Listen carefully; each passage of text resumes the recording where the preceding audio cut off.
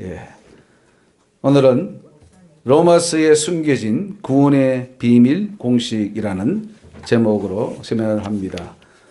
로마서는 굉장히 중요한 말씀입니다. 그래서 이 로마서를 통해서 그동안 깨닫지 못했던 구원의 진리를 바로 깨달아서 구원의 길을 바로 갈 수 있도록 은혜 베풀어 주신 우리 하나님께 감사와 영광을 올려드립니다. 하나님께서 친히 하신 말씀이 있습니다. 로마서를 풀면 성경이 풀린다 하는 말씀을 주셨습니다. 로마서를 잘 알면은 여러분 성경이 잘 풀려서 성경을 잘 읽을 수가 있습니다. 예. 이 로마서 때문에 종교개혁이 일어났는데, 그러나 종교개혁이 일어났지만은 그 종교개혁이 반쪽짜리 종교개혁이 되어가지고 잘못되었습니다. 근데 이 로마서가 바로 이해되어야지 이 성경이 읽어지지. 안 그러면은 전부 다 지금 잘못됐어요. 우리 교단에서 사용하고 있는 교리와 그런 어떤 그 독트린이 전부 다 이 로마서 바울 서신에서 나왔는데 바울 서신을 오해해 버렸어요. 너무 곡해해 버렸습니다. 그래서 다 지금 구원의 길로 간다고 가는데 지금 지옥길로 가고 있어요. 구원의 길을 가는데 지옥길이야. 무서운 일입니다. 이거는 이 세상에서 가장 큰 사기가 어디서 일어나느냐 하면은 저 신천지도 아니고 저 통일교도 아니고 우리 기성교회에서 일어나고 있어요. 기성교회가 가지고 있는 그 교리가 지옥 가는 교리란 말이에요. 그대로 믿으면 확실히 지옥 갑니다. 보증합니다. 지옥 갑니다. 바꿔야 돼요. 하나님의 말씀에 여러분 가감하면은 얼마나 무서운 법인지 아시죠? 내가 이 말에 너희 말을 더하면은 애굽의 모든 재앙을 더할 것이고 내가 이 말에 빼면은 생명책에서 이름을 빼버린다 그랬어요. 그만큼 하나님 말씀을 가감하는 것은 큰 죄입니다. 말씀은 있는 그대로 해야지 천국 갈 수 있지. 거기에 내가 뭐 플러스하고 마이너스하고 더 해버리면은 이게 나중에는 엉뚱한 데 가버려요. 실컷 예수 믿고 지옥 간단 말이죠. 가장 억울한 사람이 한평생 예수 믿고 지옥 가는 사람들이에요. 우리는 천국 가야 될 줄 믿습니다. 천국 가려면 이 로마서를 제대로 알아야 돼요. 사실은요, 우리가 마태, 마가 누가 요한 사복음 쓰면 돼요. 사복음 쓰면 되는데 문제는 뭐냐 하면은, 유대의 율법주의도 있었고, 유대교도 있었고, 또 바울 서신이라는 것이 성경으로 되면서 많은 사람들이 이것을 잘못 해석했기 때문에 이걸 바로 잡기 위해서는 이 로마서를 풀어야 돼요. 묶여버리기 때문에. 그래서 오늘 이 로마서를 여러 차례 이제 걸쳐서 풀겠습니다. 오늘은 제가 하고 다음 주 수요일부터는 또 우리 이 정석한 목사님이 교수님이 하겠습니다. 저는 미국을 또 다녀올 일이 있어서 그동안에 또 우리 정석한 목사님이 이어서 계속 하니까 계속 빠지지 마시고 나오시기 바랍니다. 아멘. 자, 오늘 교재가 있으면은 먼저 1번으로 갑니다. 오직 의인은 믿음으로 말미암아 살리라. 굉장히 유명한 말이죠. 하박국의 말씀을 사도 바울이 인용한 말입니다. 오직 의인은 믿음으로 말미암아 산다. 이것은 무슨 뜻이냐? 그러면은 믿음이라는 것은 뭐냐? 또 이 구절은 어떤 의미냐? 입으로 고백만 하면 되느냐? 이제 그 말을 우리가 한번 살펴봐야 됩니다. 질문을 세 가지를 던집니다. 오직 의인은 믿음으로 말미암아 살리는 뜻이 무엇인가 하는 것이고, 또 두 번째 질문은 어떤 행위도 없이 믿기만 하면 의인이 된다는 말인가 하는 질문이고, 세 번째 질문은 믿음대로 삶을 그대로 살아야 의인이 된다는 말인가, 이 질문을 던지게 됩니다.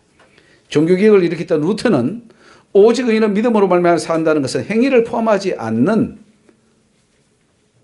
그야말로 그 입으로 고백하거나 마음으로 믿는 그 믿음만을 이야기했습니다. 그 믿음만으로 인간이 의롭게 됨을 강조했습니다.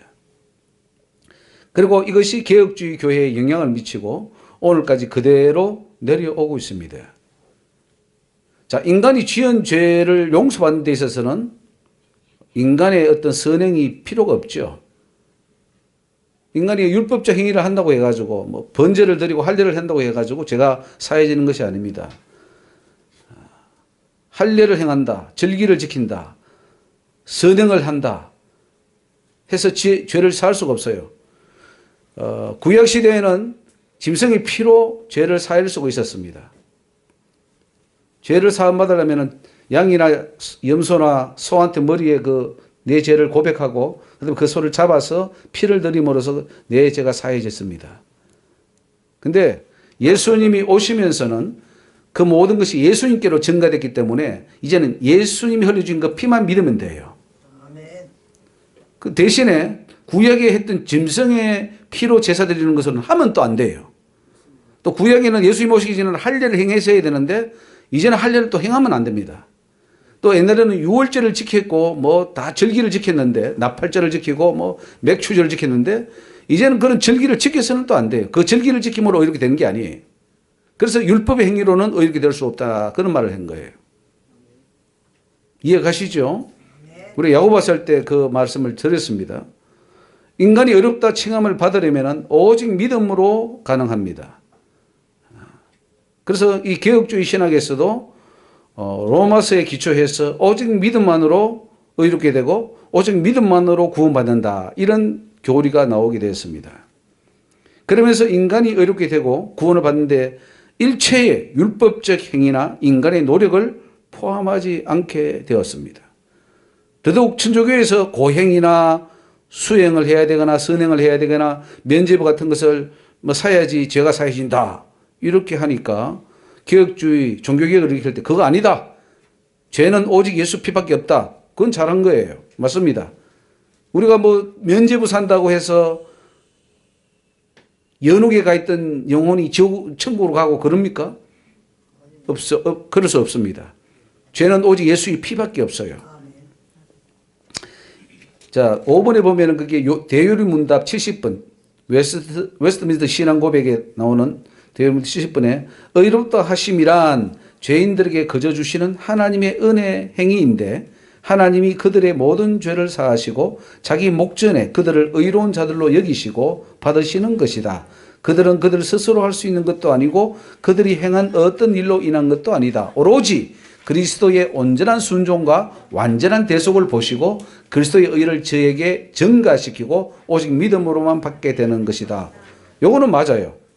요 교리는 틀리지 않습니다. 예수의 피로 우리의 죄가 사해진다는 것이죠. 자, 문제는 이것을 잘못 적용했다는 거죠. 그래서 후대에 엄청난 문제를 야기했습니다. 바울의 원래 의도는 유대 율법주의자들이나 율법의 행위를 통해서 구원을 얻으려는 사람들이 예수의 피가 아닌 다른 방법으로 구원을 얻으려는 것에 대해서 경종을 울리기 위해서 로마서나 갈라디아서를 썼습니다. 특히 속죄 부분에 있어서는 예수 믿는 믿음 외에 그 어떤 인간의 행위도 죄를 씻을 수가 없음을 강조합니다. 그런데 후대 신학자들은 예수의 믿음만 강조하고 인간에게 요구되는 구원의 조건마저 다 제외시켜버렸습니다. 즉 10계명은 도 안 지켜도 된다. 10계명도 구원의 조건이 아니다. 이렇게까지 말을 해버린 것이 잘못이라는 것이죠. 그래서 로마서 1장 17절에 대한 바른 해석을 보면은 오늘 이제 이 구원의 공식을 우리가 하면은 머리에 잘 들어가기 때문에 제가 공식을 만들어 봤습니다. 의인은 믿음으로 산다는 뜻은 무엇입니까? 즉 의인은 그 네모칸에 보면은 믿음하고 행함이 같이 있어야 구원받습니까? 믿음만 있고 행함은 없어도 구원을 받습니까? 의인은 어떤 게 의인입니까? 믿음만 있다 하고 행함이 없어도 의인입니까? 아니면 믿음과 행함이 같이 있어야 의인입니까? 같이 있어야 의인 맞습니까? 예, 행함이 있어야 의인입니다. 그래야 구원을 받습니다. 그런데 지금 우리는 어떻게 말하냐면은 믿음만 있고 행함은 필요 없어. 행함은 3급 구원이다. 상급에 가는 심판이다. 그렇게 말하기 때문에 의인의 조건으로에서는 행함을 빼버렸습니다. 그러면 구원이 됩니까? 안 됩니까? 안 되죠? 근데 그거를 우리가 다 믿고 있다는 거예요. 우리 교회가 하나같이 다 믿고 있습니다. 그러니까 천국에 올 자가 없다는 거죠. 하나님은 천국에 올 자가 없다. 이렇게 말씀을 하셨습니다. 의인은 먼저 자기의 죄를 회개하고 예수 십자가의 보혈을 믿음으로 용서받아 의롭다 칭함을 받습니다. 이것은 어떤 행위로 되는 것이 아니라 믿음으로 됩니다. 그렇게 의롭다함을 받은 후에는 행함을 통해서 자기의 믿는 바를 실천합니다. 이렇게 함으로써 믿음과 행함이 상호 협력하여 완전한 의인이 되게 합니다. 9번에 우리 같이 읽습니다. 허탄한 사람아, 행함이 없는 믿음이 헛것인 줄 알고자 하느냐? 우리 조상 아브라함이 그 아들 이삭을 제단에 드릴 때에 행함으로 의롭다 하심을 받은 것이 아니냐? 네가 보거니와 믿음이 그의 행함과 함께 일하고 행함으로 그의 믿음이 온전케 되었느니라. 야고보서 2장 20절 말씀입니다. 즉 믿음과 행함이 같이 가야 온전한 믿음이 되고 온전한 믿음이 구원을 이루게 된다는 말씀이에요. 이 공식을 여러분 기억해야 됩니다. 오늘 여러분은 공식만 잘 기억하면 돼요. 뭐 설명은 듣고 이 공식이 이거구나. 딱딱 공식을 외워야 돼요. 자, 머리에 상상해 봅시다. 자, 믿음과 믿음 더하기 행함이 있어야 온전한 믿음이 되고 온전한 믿음이 구원을 받는다. 거기에 행함이 빠지면 구원을 이룰 수 없다. 이 공식은 하나님이 직접 보여주셨어요. 이렇게 하나님이 해주기 때문에 제가 이걸 적은 거예요. 하나님이 공식을 주셨어요. 행함이 빠지면 절대로 구원받을 수 없다. 근데 지금은 우리는 행함이 더가면 절대로 구원 못 받는다. 이렇게는 말해요. 이런 완전 180도 다르요. 비슷한 게 아니에요. 지금 교회가 가르치고 있는 게 비슷하게 가르치는 게 아니라 완전히 다르게 정반대로 가르치고 있다는 거예요. 물론 이때 행함은 바리새인들이 강조하는 그런 율법적 행위를 말하는 건 아닙니다. 이 행함은 십계명을 준수하고 도덕법을 지키는 것을 말합니다. 믿음을 통해서 제사함을 받지 않은 상태에서 아무리 율법적 행위를 하고 선행을 한다고 하더라도 의인이 될 수가 없습니다. 먼저 예수 믿고 제사함 받은 후에 하나님 사랑, 이웃 사랑 실천하면 그 믿음을 온전케 하게 되고 온전한 그 믿음이 온전한 구원을 이루게 된다는 거죠. 예수 안 믿는 불교인이 열심히 선행을 한다고 구원을 받습니까? 안 되죠. 그러니까 믿음도 있어야 됩니다. 예수 믿지 않는 그 믿지 않는 행위 자체가 죄라 그랬어요. 그게 악이라 그랬어요. 그러니까 예수를 반드시 믿어야 되고 믿은 사람은 반드시 행위가 따라야 되는데 그 행위는 완전한 성화로까지 나가야 됩니다. 야고보서 1장 14절에 내 형제들아 만일 사람이 믿음이 있노라 하고 행함이 없으면 무슨 이익이 있으리요? 그 믿음이 능히 자기를 구원하겠느냐? 못한다는 거죠. 예? 믿음이 있다면서 행함이 없으면 그 믿음이 자기를 구원할 수 없다고 성경은 말씀하고 있어요.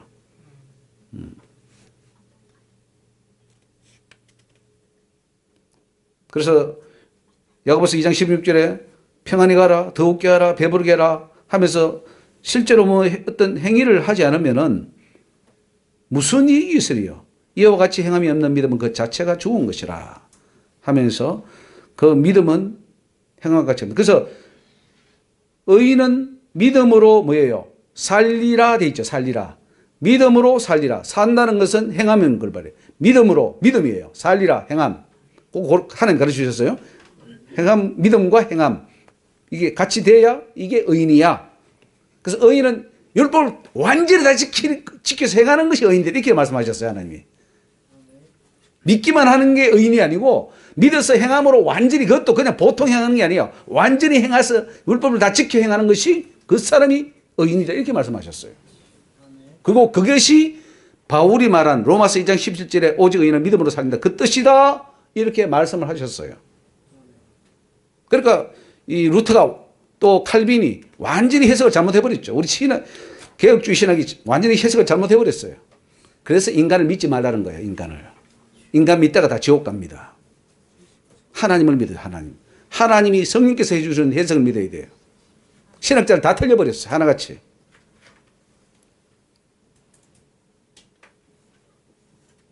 그래서 개혁주의 교회는 이것을 오해했습니다. 죄인들이 예수를 믿어 속죄함을 받아 칭의를 얻는 데까지는 성공했어요. 왜? 예수를 믿으니까. 여러분 누구든 예수 믿으면 죄 용서받고 칭의를 받아요. 그것이 장로교인이든 감리교인이든 다 받아요. 구원을 전혀 못 받는 게 아닙니다. 구원이 들어간다니까요. 장로교회 와도 감리교회 와도 침례교회 와도 그래서 예수를 믿잖아요. 그러면 죄가 사해지고 하나님 자녀로 딱 인쳐줘요. 문제는 그 후가 문제라는 거죠. 그 후가. 저도 하나님의 그 체험을 엄청 오래전에도 많이 하고 제가 죽음 가서 할 때에 막 그 기도하면은 성령의 역사가 나타나고 막 기적이 막 나타났어요. 그런데 문제가 있더라고요. 완전한 지혜를 제가 그때 못 가졌어요. 이런 지금 제가 강의하는 이런 걸 못 가지기 때문에 중간에 넘어져요. 사단이 또 쳐버려요. 그러니까 또 넘어지는 거죠.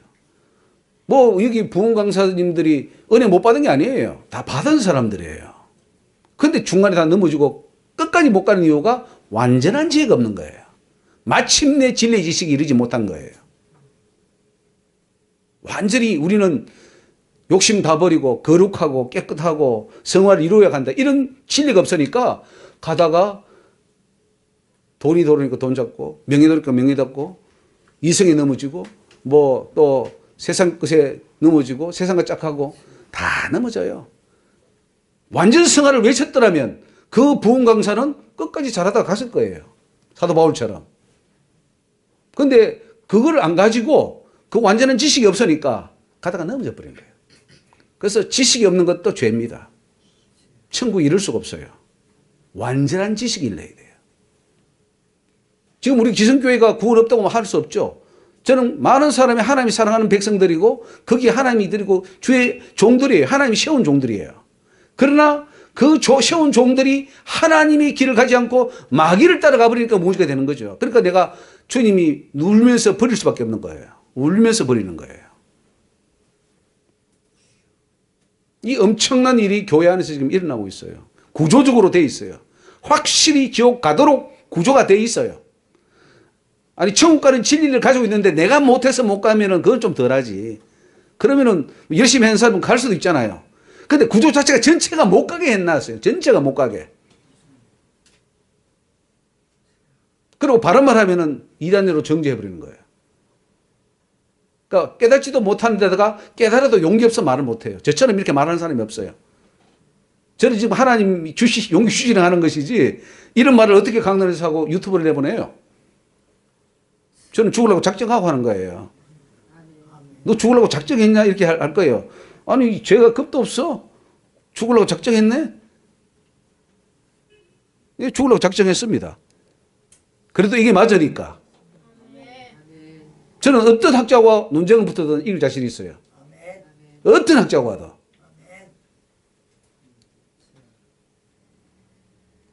우리 속았어요. 저도 속았어요. 수십 년간, 40년간 속았어요. 예수 믿으면서. 성경이 안 열려. 로마서가 안 열려. 아무리 로마서는 있는데 안 열려, 안 열려. 이게 도대체 이게 무슨 말이야? 이게 지키란 말이야? 말라는 거예요. 뭐 우리를 어떻게 하라는 거야? 헷갈려요.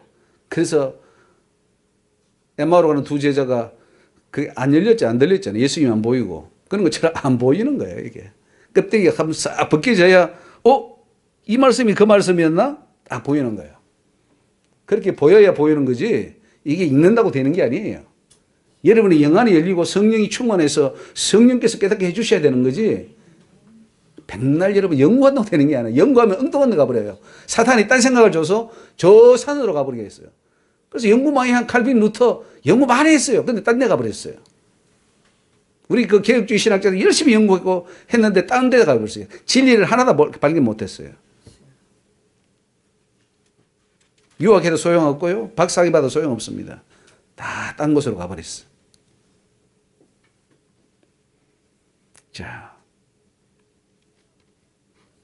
우리는 여기에 대해서는 조금 더 의심이 없어요. 우리가 예수님 피로 구원받고 속죄받는다. 100% 우리의 공로 없이 주님의 은혜로 속죄받는다. 그거에 대해서는 우리가 의의가 없죠. 예수님의 피가 한 50%밖에 안 되니까 내가 50% 보태서 나도 뭐 좀 해야지 제가 사함받는다. 이거는 천주교식의 어떤 그런 믿음이에요. 아니에요. 100% 오직 주님의 피. 예. 그거는 믿음, 오직 믿기만 하면 돼요. 거기 우리 행위가 들어가지 않습니다.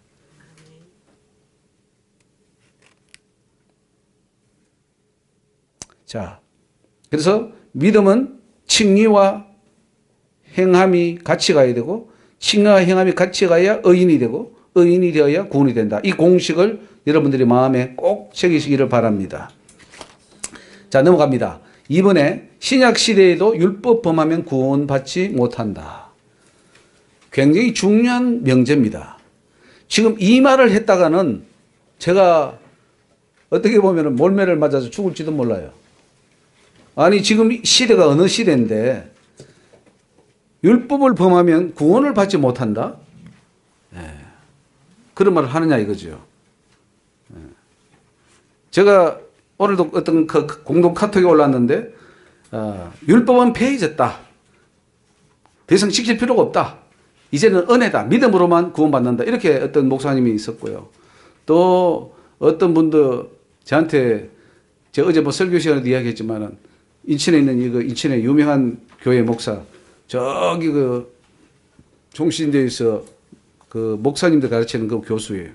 그분이 저한테 왔어요. 어떻게 인간이 완전해질 수 있냐. 그리고 율법을 지켜서 구원 의롭게 되는 게 아니다. 믿기만 하면은 단번에 다 의롭게 되어서 천국 간다. 뭐 이런 내용을 써서 왔어요. 예. 다 그렇게 목사님들이 배웠으니 그분들이 가서 다 그렇게 설교할 건 아니에요. 그리고 총신에서 나온 사람들이 교회가 제가 알기로는 몇 명 개야? 한 목사님 몇 개쯤 돼요? 한 5천 개 됩니까? 뭐 목사님들 많아요. 그분들이 가서 다 그렇게 설교해요. 합동체 목사님들 다 그렇게 설교합니다. 다 죽어요. 죽입니다. 그 영혼들 완전 죽여버려요. 천국 못 가게 꽁꽁 묶어버리는 거예요. 근데 뭐 합동체만 그래요? 뭐 저기 거긴 안 그래요? 백석은 안 그렇고 뭐 그거는 장로교로 다 교회들이 그래요. 자, 질문 던집니다. 신약 시대에도 율법이 유효한가? 율법이 유효하다면 어디까지인가? 뭐 징계받는 정도 수준인가? 아니면 사형을 당하는 수준인가? 로마서는 율법을 어기면 어떻게 된다고 말하고 있는가? 신약 성도들이 율법을 지키지 않아도 구원을 받을 수 있는가? 받을 수 있습니까?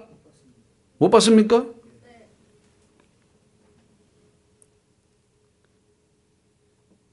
종교개혁 이후로 지금까지 개혁주의 교회들이 외쳐온 것은 구원은 믿음으로 받는 것이지 행위로 받는 것이 아니라는 것이다 하는 거죠. 만약 행위로 구원을 받는다면 구원받을 자가 없을 거라고 하면서 행위 구원론자들이라고 이단시해 왔습니다. 그래서 개혁주의 구원론을 보면은 오직 믿음이다. 그리고 행위는 필요 없다. 율법 준수와 구원은 상관이 없다. 원죄 때문에 인간이 계명 지키는 것은 불가하다. 이렇게 못을 딱 박아놨어요. 이게 개혁주의 구원론입니다. 훌륭한 것 같습니까? 좀 틀린 것 같습니까?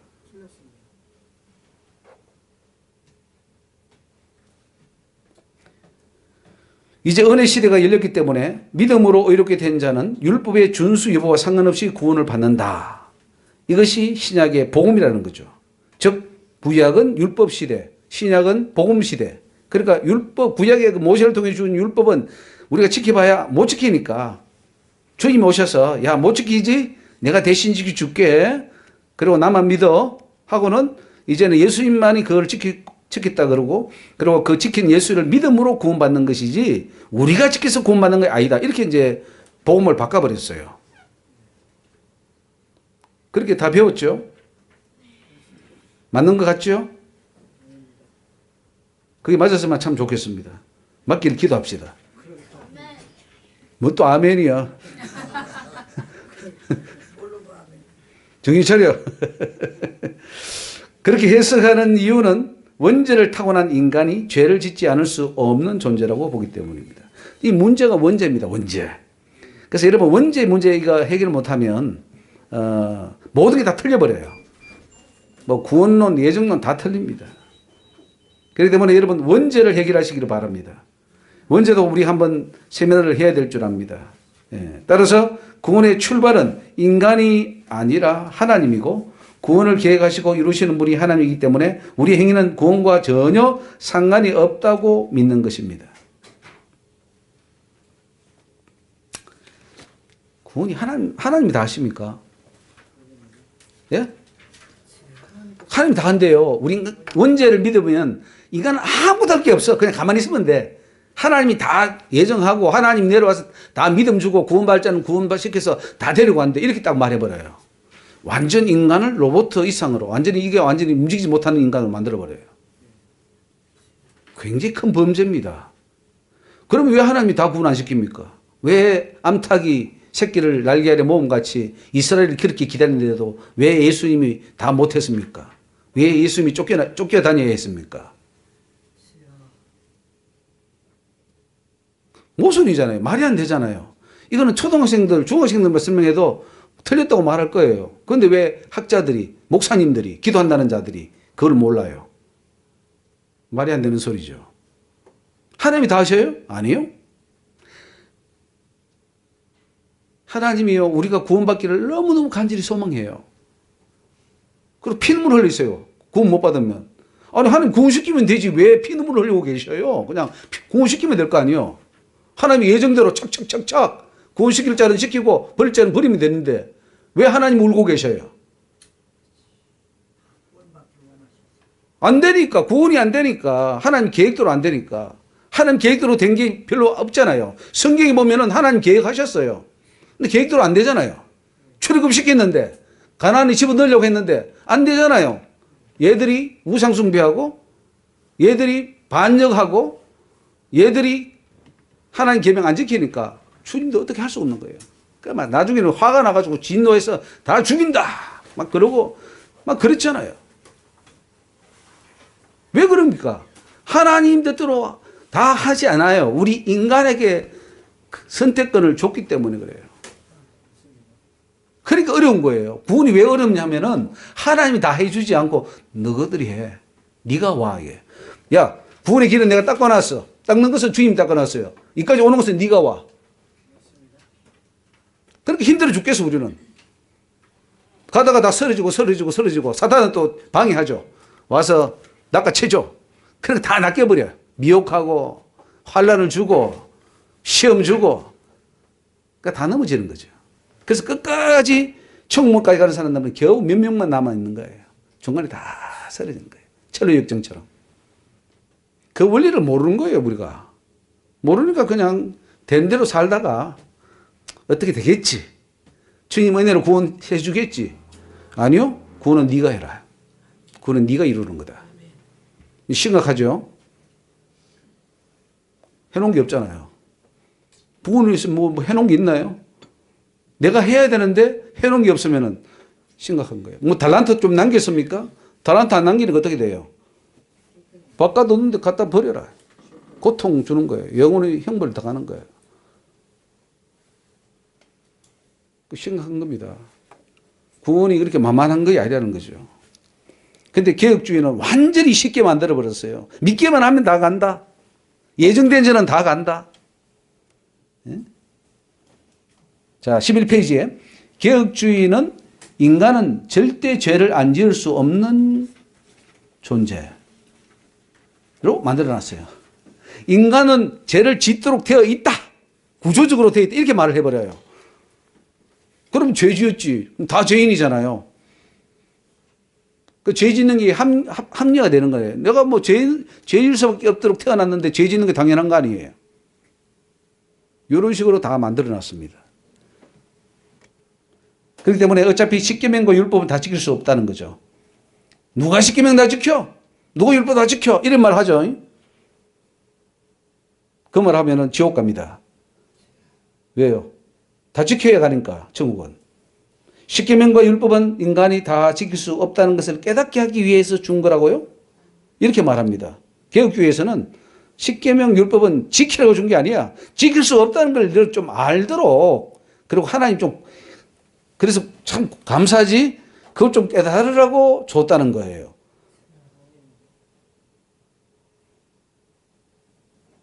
이거 사기치는 겁니까? 제대로 진리를 말하는 겁니까?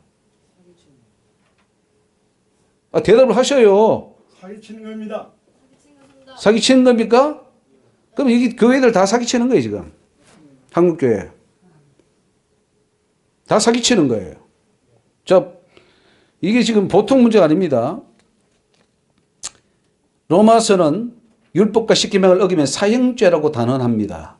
구약의 율법이 신약에도 그대로 살아있으며 어기면 죄가 된다. 로마서 자 12페이지 로마서 1장 29절로 32절에 거기다 구약의 십계명을 포함한 도덕법 영언법입니다. 도덕법 영언법인데 불의, 초악, 탐욕, 악의, 시기, 살인, 분쟁, 사기, 악독, 수군수군, 비방, 또 능욕, 교만, 자랑, 악을 도모하는 것, 부모를 거역하는 것, 우매악, 배약, 무정한 자, 무자비한 자, 이 같은 일을 행하는 자는 사형에 해당한다. 이게 구약의 율법이에요. 살아있어요, 죽어 있어요? 바울은 이 법이 그대로 살아있다. 이거 어기면 사형죄다 라고 말을 하고 있어요. 인간은 율법을 지킬 수 있도록 태어납니다. 율법을 지키지 않은 것은 인간 스스로 죄를 선택하기 때문입니다. 맞습니까? 로마서는 율법을 지킬 수 없다 그래요? 아니면 지킬 수 있는데 인간이 안 지켜서 죄를 짓는 거라 그럽니까? 이게 중요합니다. 이걸 확실해야 됩니다. 인간은 원래 율법을 지킬 수 없는 존재입니까? 지킬 수 있는데 인간이 안 지켜서 문제가 되는 겁니까? 자, 율법을 주실 때에 율법을 지킬 수 없는데도 율법을 준 겁니까? 아니면은 너희들 어차피 율법을 못 지키잖아. 근데 율법을 한번 줘볼게. 보고 너희들 지킬 수 없는 걸 알고 하나님은 고맙게 여겨. 그렇게 하기 위해서 준 겁니까? 그런데 개혁주의 신학, 총신, 장로교, 침례교, 고신 할 것 없이 다 그것을 정통 교리로 믿고 있어요.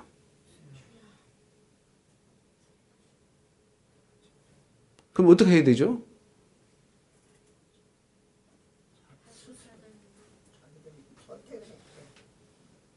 아니, 어떻게 해야 될 거냐고요? 지금 그거를 다 믿고 따라가는데, 지금 여기 성도님들 얼마나 많습니까? 여기 인천만 해도. 그럼 어떻게 하겠냐고. 그러니까 몰라서 그랬는데 그러니까 어떻게 할 거냐고요.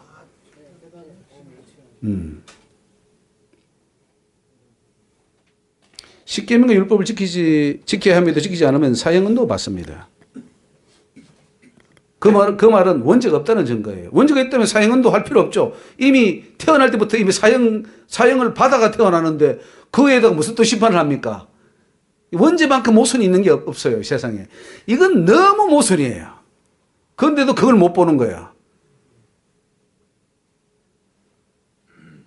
하나같이 아담이처럼 범죄하여 구원을 받을 수 없는 처지가 되었고 모든 인간들이 범죄하여 인간 스스로 죄에서 벗어날 길이 없게 되었다고 로마서는 말하고 있어요. 그래서 인간을 대신하여 그 벌을 받을 대속물이 필요했는데 예수께서 오셔서 세상 죄를 지고 십자가에 달리신 것입니다. 이제 누구든지 십자가에 달린 예수 믿기만 하면은 죄가 사해지고 칭의를 얻게 됩니다. 칭의를 얻었기 때문에 의인이 되고 하나님의 양자가 되고 생명책에 이름이 기록됩니다. 문제는 이제부터인데 이까지는 잘 왔어요. 예수를 믿고 정말로 이 생명까지 기록됐어요. 장로교도 감리교도 침례교도 다 생명책에 이름이 기록된 까지는 왔어요. 문제는 그것이 안 지어지게 해야 된다는 거죠. 안 지어지게. 끝까지 구원으로 가야 된다는 게 문제입니다. 하나님이 값없이 의롭다 하시고 의인으로 불러주시기 때문에 그 공로와 은혜를 저버리면 안 됩니다. 나 같은 죄인 이렇게 살려주셨으면 이제는 그 은혜를 갚아야지. 계속해서 옛날 살았던 그 삶을 반복한다면 어떡합니까? 하나님도 버려요. 하나님 버리십니다. 하나님 안 버리신 줄 아세요? 하나님도 버리십니다. 그런데 안 버리신대. 한번 택한 자기 자녀를 어떻게 버리냐고. 하나님은 안 버리고 싶지. 그런데 우리가 계속 악을 행하면서 고칠 의향은 없고 범죄하면서 죄인으로 살면 어떻게 해서 버릴 수밖에 없는 거죠. 그래서 이제부터는 십계명을 다 지켜야 되고요. 구원을 받았기 때문에 십계명을 지켜야 되는 겁니다. 구원 받기 위해서 십계명 지키는 게 아니고 구원을 받았기 때문에 이제는 십계명을 지키고 율법의 1.1억이라도 어기고 살면 안 되는 거예요. 왜? 깨끗이 씻어주시기 때문에. 돼지를 깨끗이 씻어주셨잖아요. 근데 다시 갖다 누워버리면 안 되죠. 절대 안 된다 그랬어요, 성경. 베드로가 그랬죠. 칭의를 받았더라도 다시 죄를 짓고 타락하면은 찍힘을 받았던 이스라엘처럼 구원을 잃어버리게 됩니다. 십계명과 율법을 준수하는 것은 얻은 구원을 잃어버리지 않는 유일한 방법이에요.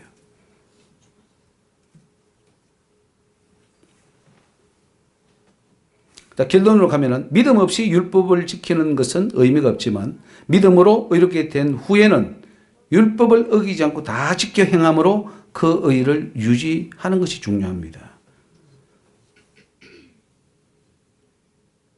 어떻습니까? 우리가 다 예수를 믿고 우리 죄를 다 속죄함 받았나요?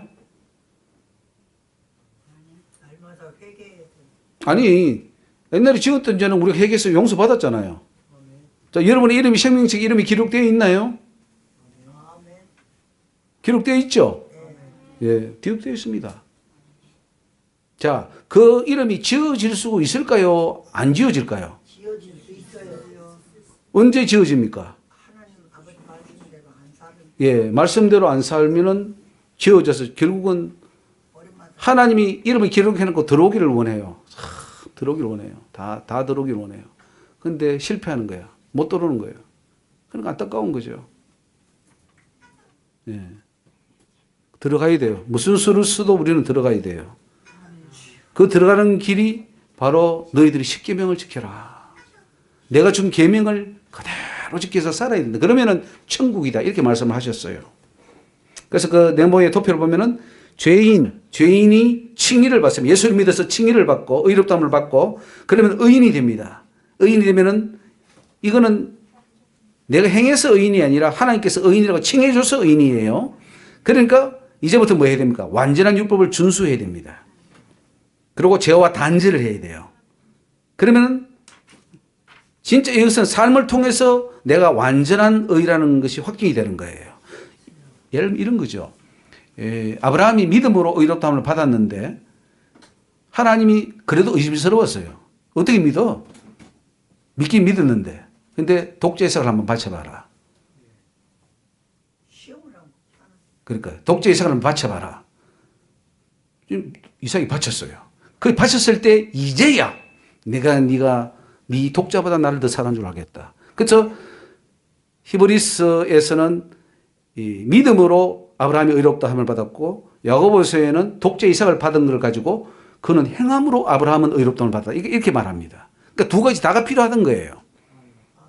믿어서 의롭게 되고 예수를 믿어서 의롭게 되고 의롭게 된 자가 행함으로 율법을 다 지키고 계명을 다 지켜 행함으로 그 의를 확인해야 돼요. 확정해야 돼요. 그래야 완전한 의인으로서 천국에 갈 수 있다는 거죠. 근데 앞에 것만 있으면 간다고 이렇게 말하면 그거 사기치는 거예요. 영혼 사기치는 겁니다. 얼마나 좋아요. 얼마나 쉬워요. 밑에 거 빼버리고 앞에 것만 하면 된다니까. 교회만큼 쉬운 게 없어요. 너무너무 쉬워. 재밌어. 구약의 율법들은 신약에도 그대로 살아있는 법입니다. 어기면 사형죄가 되어서 구원에 이를 수가 없습니다. 죄인이 칭의를 받았습니다. 의인이 됐어요. 근데 다시 범죄했습니다. 하나님은 그렇다고 해서 당장 생명책에서 이름을 지우거나 지옥에 보내지 않습니다. 회개의 기회를 주고 회개의 기회를 주면 다시 또 의인이 돼요. 그럼 또 그 가다가 또 다시 범죄해요. 또 회개해요. 무한 반복을 합니다. 과연 구원을 받을 수 있을까요? 그게 우리의 구원이라고 지금 교회에서 가르쳐요. 인간은 죄를 안 짓고 살 수 없다 이렇게 말해버려요. 그리고 죽을 때까지 완전 성화는 없어. 불가능해. 죽어야 돼. 아니 그 교리를 믿는 그 교단에 그 교회에 소속된 성도들은 천국 가기는 틀린 거예요.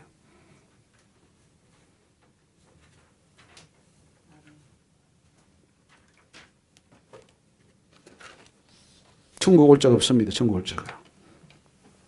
하나님 말씀이에요. 율법을 지키지 못하고 죄인이 된 자들에게 하나님이 은혜와 믿음을 주시는 것은 그 은혜를 받아서 이제부터는 율법을 준수하고 십계명을 지키도록 또 살아가도록 그렇게 하기 위함이라는 거죠. 원래 율법 지키고 우리가 하는 계명대로 잘 살면 문제가 없는데 그걸 안 지키고 못 지키니까 예수님이 오셔야 돼요. 예수님이 오셔서 우리를 위해 지었던 죄는 사해 줘야 되고 그리고 그 하나님의 능력 그 성령을 오신 그 예수님이 우리 속에 들어와서 같이 그 계명을 지킬 수 있도록 우리에게 힘을 주셔요. 또 말할 수 없는 탄식으로 우리를 위해 중보 기도해 주셔요. 그래서 결국은 예수님처럼 우리도 그 율법을 다 완성해서 그 수준에 도달해야 구원받기 때문에 주님이 이렇게 구원을 위해서 우리를 많은 투자를 하는 거예요. 믿기만 하면 다 구원받을 거면 왜 주님이 이렇게 투자를 합니까? 왜 말할 수 없는 탄식으로 지금 기도합니까? 믿기만 하면 가는데.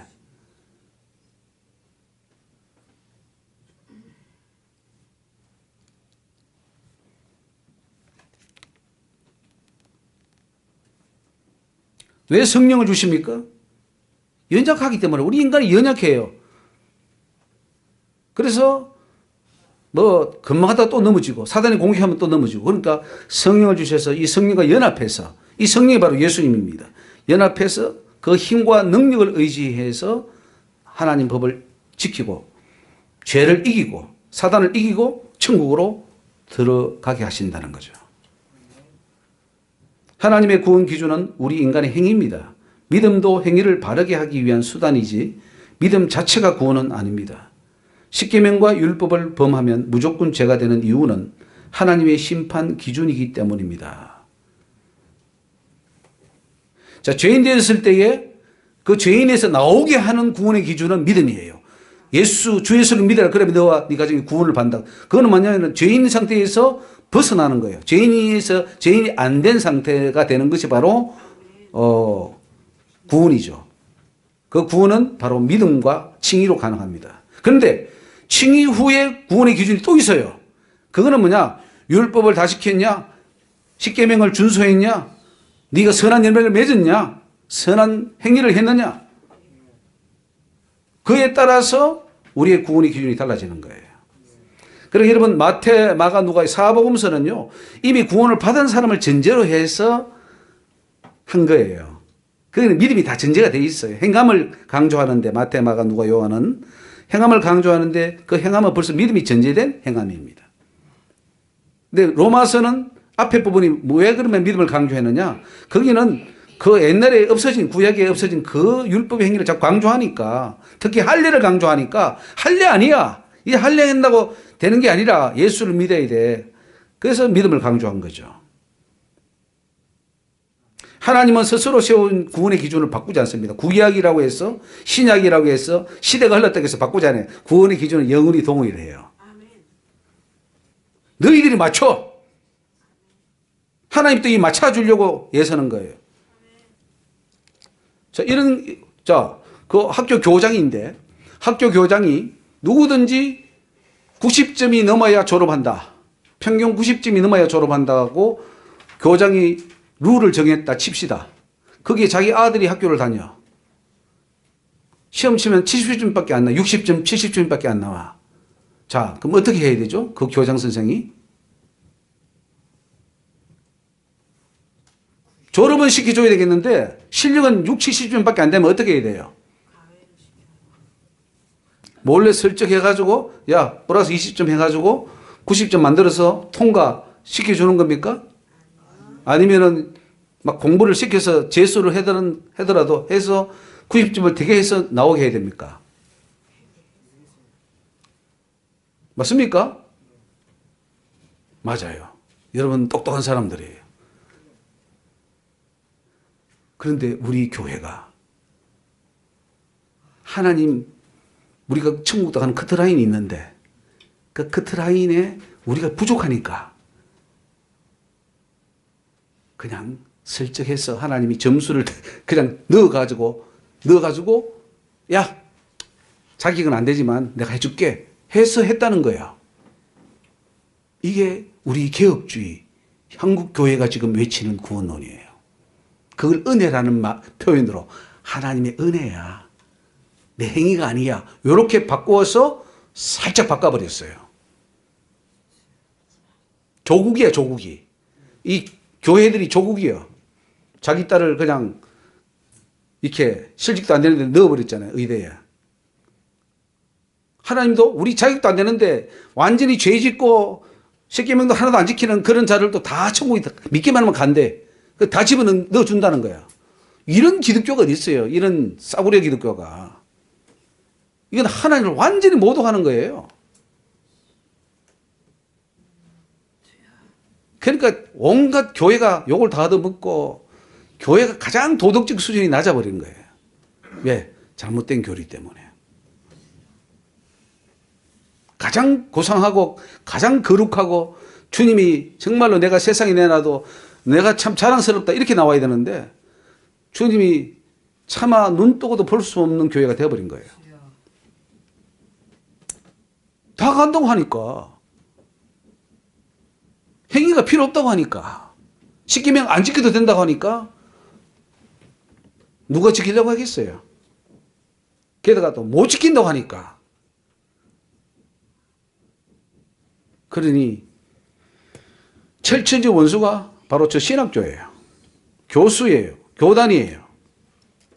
여러분 이제 지옥 떨어져 가지고 만약에 지옥 떨어져 가지고 아이고 교단에 속았네. 우리 목사님에게 속았네. 그렇지 않겠어요?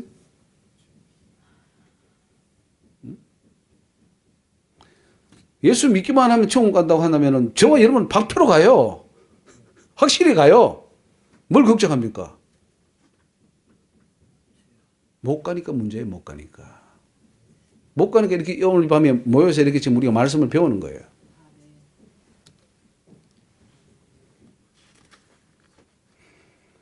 자, 구약의 구원의 기준이 뭘까요? 구약의 기준은 분명히 율법을 준수하고 십계명을 순종하라 그랬습니다. 맞습니까? 만약에 안식일을 안 범하면 죽여버리잖아요. 뭐 할례를 안 하면은 죽잖아요. 또 뭐 십계명 간음, 살인, 도둑질 다 죽여버렸습니다. 자, 신약의 구원의 기준은 그러면은 믿음입니까? 오직 믿음이에요? 신약의 기준도 율법 준수, 십계명 순종 똑같아요. 신약과 구약은 틀린 게 아니에요. 나누면 안 돼요. 똑같은 말씀이에요. 단지 차이가 있다면 예수님 오시기 전에 있었던 그 율법들, 할례라든가 제사법이나 이거는 예수님 오심으로 완성되기 때문에 그거는 폐해졌어요. 그거는 폐해졌지만은 십계명이나 도덕법이나 영혼법은 오히려 더 강조해요. 예수님도 강조했고 사도 바울도 강조했고 더 강조시켰어요. 그러니까 그거는 변하는 법이 아니에요. 그러니까 착각을 해버린 거야. 아, 구약의 법이 폐해졌으니까 이제 다 폐해진 줄 생각하는 거야. 구약 전체가 폐해진 줄 알아요. 아니요.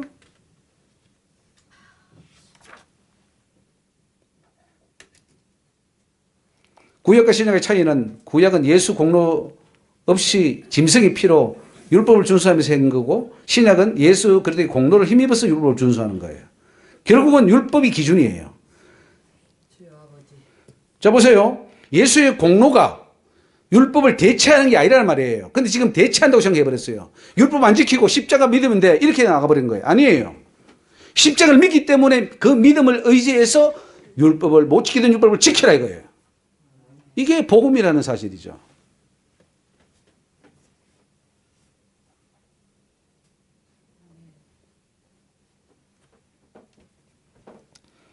자, 신약의 복음이 뭐냐? 같이 읽어봅시다. 예수 그리스도의 15페이지 예수 그리스도의 공로 힘입어 칭의를 얻고 더 완전한 율법 준수, 십계명 준수로 구원을 이루게 한다. 이게 신약의 복음이에요. 복음은 구약의 십계명과 율법을 완전히 지키는 것이다. 그게 복음이고 천국 열쇠가 뭡니까? 천국 열쇠. 하나님이 교회마다 천국 열쇠를 준다 이렇게 말씀하셨습니다. 그런데 천국 문을 여는 열쇠겠죠. 그러면 그 천국 문을 여는 열쇠가 뭐냐 이거죠. 여러분이 손에 천국 열쇠가 있어야 되고 이 영광교회에도 천국 열쇠가 있어야 돼요. 천국 열쇠 없으면 천국 못 들어갑니다. 그럼 그 천국 열쇠가 뭐냐 이거예요. 예수 그리스도의 공로로 인하여서 우리가 믿음과 행으로 완전한 율법을 지키고 십계명을 지킴으로 말미암아 구원을 얻게 된다. 맞습니다. 아멘. 율법과 십계명을 완전히 지켜서 의롭게 되는 것. 그래서 천국 가는 것이 천국 열쇠라고 주님이 가르쳐 주셨습니다. 놀라운 일이죠. 우리는 다 버렸잖아요. 율법과 십계명을 다 버려버렸잖아요. 아니면은 그냥 뭐 약간 장식품 정도로 뭐 있으면 좋고 뭐 또 그 못 지킨다는 걸 알기 위해서 해준 거니까 그냥 뭐 이렇게 했는데 아니요. 그 완전히 내 것이 안 되면 구원 못 받는다 이거예요. 그게 천국 열쇠다야. 이게 완전히 그러니까 달라도 너무 다르죠? 180도 다른 거예요. 그냥 비슷하게 가는 게 아니에요. 그러니까 구원 받고 받아놓고 다시 지옥에 떨어지는 케이스예요. 우리 교회들은 구원이 없는 건 아니라니까요. 구원을 받아요. 아까까지. 칭의까지는 받고 어린 양의 생명책 이름이 기록된까지는 갔는데 구원의 완성이 있어서 다 실패하는 거예요. 그러니까 사과나무로 치면은 사과나무 심어가지고 꽃도 피고 열매도 조금 맺혔는데 이게 자라다가 다 벌레 먹고 새가 쪼아 먹고 바람이 떨어지고 다 끝난다는 거죠. 하나도 결실을 못 한다는 거죠. 그래서 하나님이 극상품 포도나무를 심었는데 덜 포도를 맺히면 어찌민고 이렇게 나는 거예요. 하나님이 왜 후회합니까? 하나님이 극상품 포도나무 이런 전능하신 분이 맺히게 하면 되지. 전능하신 분이 그것도 못해요? 왜 못합니까? 그건 포도나무가 스스로 열매 맺는 것은 하나님이 그 포도나무에 준 것이지, 권한을 준 거지, 하나님이 그것까지 터치하지 않아요. 우리가 천국 가고 못 가고 선택하는 우리의 그 선택권은 하나님이 터치하지 않아요. 왜? 우리는 인격자고 하나님도 인격자이기 때문에 네가 알아서 하기를 원하지, 다 하나님이 해버리면 우리는 로봇이잖아요. 그럼 인격적이 아니기 때문에 우리는 하나님의 자녀가 될 수 없어요. 이걸 오해해서 장로교 칼빈주의는 하나님이 다 한대요. 다 만진대. 믿음도 넣어준대. 그러고 예정되어 있대. 시간이 착착. 하나님의 시간이 예정돼서 그 시간표대로 착착착착 돌아가기 때문에 다 하나님의 계획대로 돌아간대요. 이런 바보가 어디 있어요? 이런 바보가. 이게 장로교인이야. 장로교 목사예요. 장로교 신학자예요. 칼빈주의예요. 바보요. 완전 바보요. 근데 그 교회에 우리가 들어가서 신앙생활을 해왔다는 거죠. 30년 세월, 40년 세월 날라갔네. 날라갔네. 죄만 지었네. 지옥 가게 생겼네. 이제 그런 거죠. 확실히 지옥 갑니다.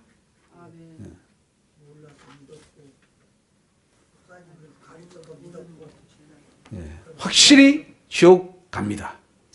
다 갑니다. 하나님 다 간다 그랬어. 다. 옳지 없어요. 다 간다 그랬어요.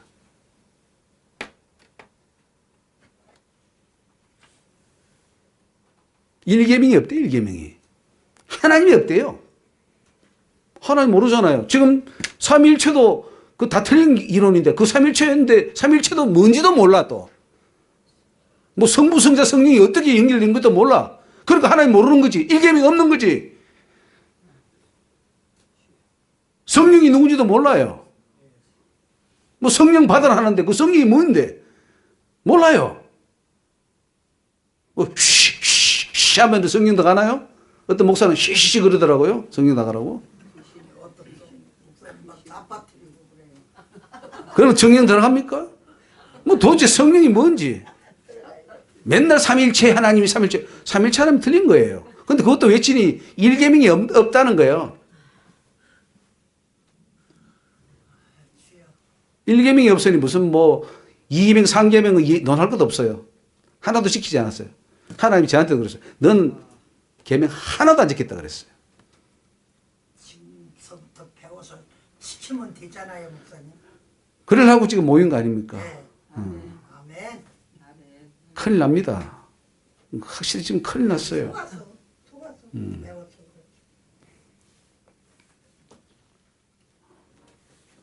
로마서를 완전 거꾸로 해석했죠, 지금까지? 네. 사단이 속인 거예요, 사단이. 이게 사단이 작업한 거예요. 신학은 사단이 만들었다 그랬어요. 그 사단이 아주 고단수로 학자들을 동원해서 다 논리적으로 쫙쫙쫙쫙 해가니까 딱 하니까 사람들은 와 하고 그냥 따라갔지. 사단은 신학하는 자들을 보고 바보 같은 것들이라고 손가락질하고 있어요. 콧방귀 끼면서. 신학을 버려야 됩니다. 신학하면 큰일 납니다. 자, 세 번째로 인간이 받을 최후의 심판은 행위 심판이다. 여러분, 지금 행위 심판이라 하면은 난리 납니다. 무슨 행위 심판이냐? 행위로 구원받을 자가 누구냐? 이렇게 말해요. 그러니까 천국은 못 간다. 믿음으로 구원이 시작되나 행위로 최종 심판을 받죠. 자, 질문합니다. 믿음으로 구원받고 행위 심판은 없는가? 믿음으로 구원받고 행위로 최종 심판을 받는가? 믿음 이후의 행위는 심판에 어떤 영향을 미치는가? 구약에서는 인간들이 행위에 의해 심판받는 행위 심판을 믿었습니다. 그러나 신약에 오면서 행위 언약이 끝나고 은혜 언약이 시작되기 때문에 더 이상 행위에 의해 심판을 받지 않는다고 가르쳐 왔습니다. 그래서 도표를 보면 구약 시대는 행위 심판, 신약 시대는 행위 심판 아니다. 즉 구약에는 믿음과 행위, 신약에는 믿음만 있고 행위는 필요 없다. 이렇게 해버렸어요. 수도 없이 이런 사람 이렇게 믿었죠. 그래서 행위 심판을 하게 되면 구원받을 자들이 아무도 없다고 생각해서 하나님은 행위 언약을 폐했다는 거예요. 그리고 은혜 언약, 즉 새 언약 믿기만 해. 다 뺐어야, 다 합격이야. 천국에 다 들어갈 수 있어. 이렇게 해줬다는 거죠.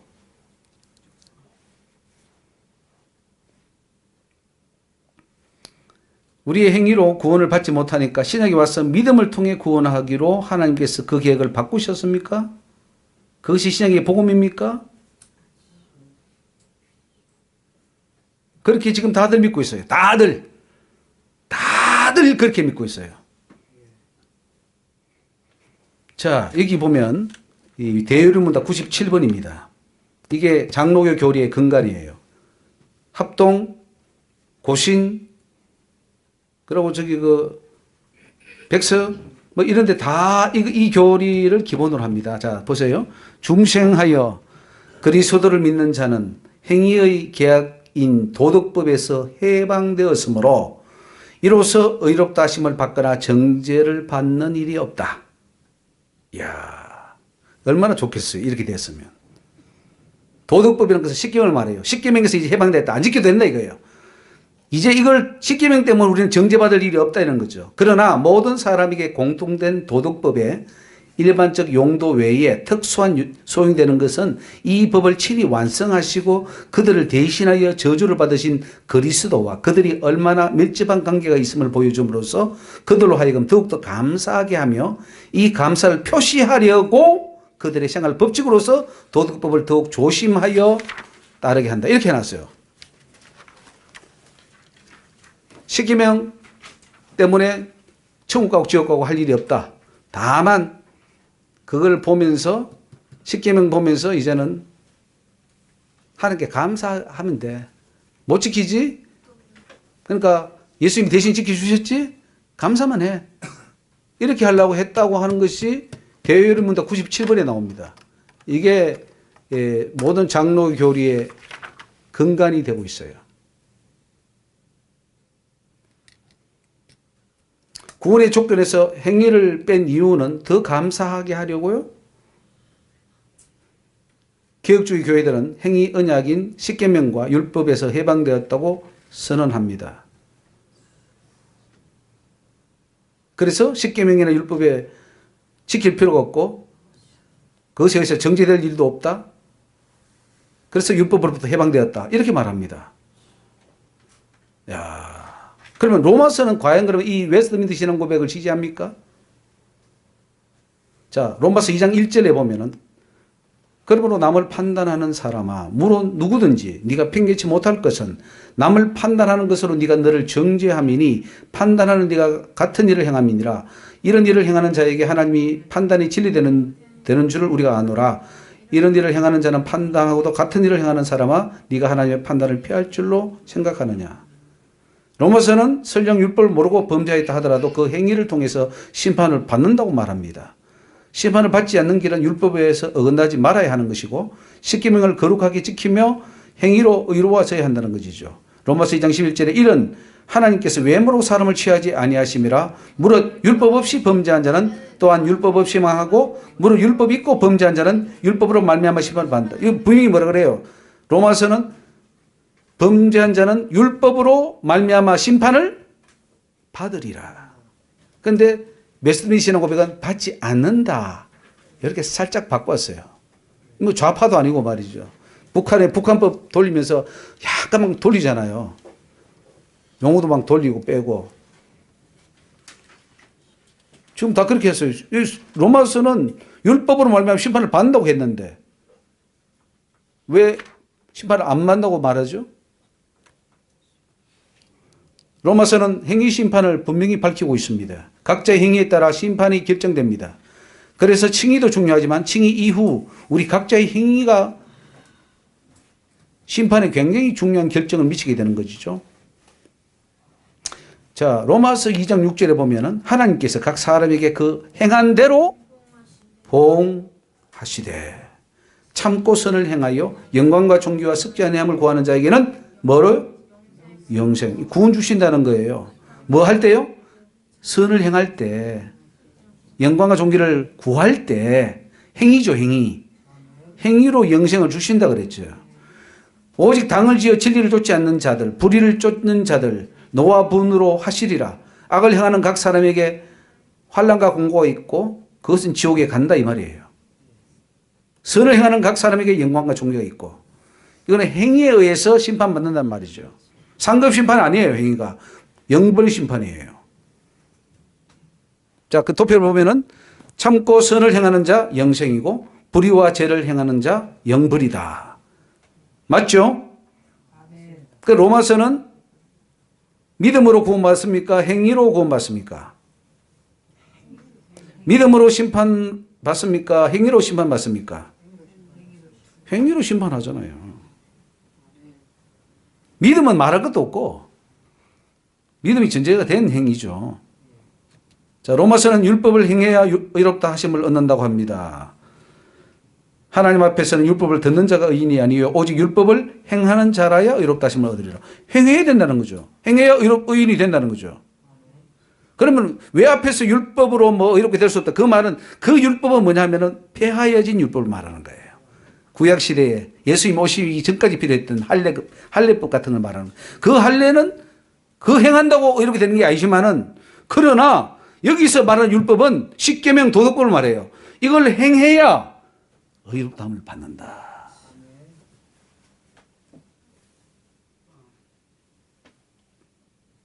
바울은 신약에서 십계명 실천이 구원의 필수 조건임을 강조합니다. 십계명을 지키면 구원, 어기면 지옥이다.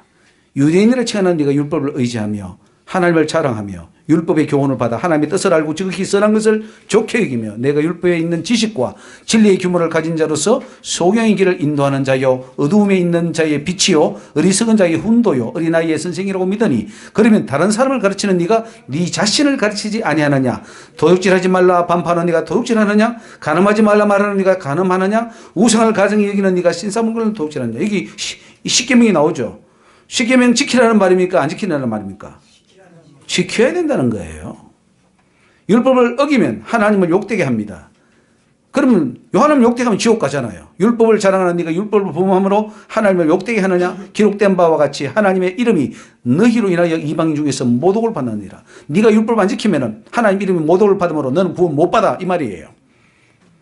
불신자들은 행위는 악하기 때문에 무조건 지옥 심판을 받습니다. 칭의를 받은 성도라도 죄악과 불순종으로 산다면 지옥 심판입니다. 믿음으로 칭의를 받게 해준 것은 완전함으로 나아가 행위 심판, 지옥 심판 받지 않도록 하기 위함입니다. 칭의는 인간이 율법과 계명을 완전히 지키는 데 필요한 단계이지만 칭의 자체가 구원은 아니다. 칭의가 구원은 아닙니다. 의롭다 칭해줬지만은 그 뒤에 행위가 엉망이면은 취소.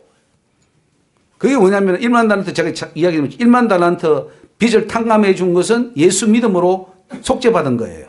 근데 그 받은 자가 나가서 100데나리온 빚진 자를 용서해 줌으로 말미암아서 다시 소급시켜서 다시 감옥에 집어넣어라. 다 깎기 전에 못 나오게 해라. 그게예요. 그게 예수님 말씀해 준 거예요. 그러니까 우리가 은혜를 받아놓고 내가 행위가 안 따라주면은 취소예요. 다시 지옥에 간다는 거예요. 거기에 모든 교회가 빠져 있다 이거죠. 자, 우리 5분 쉬고 하겠습니다.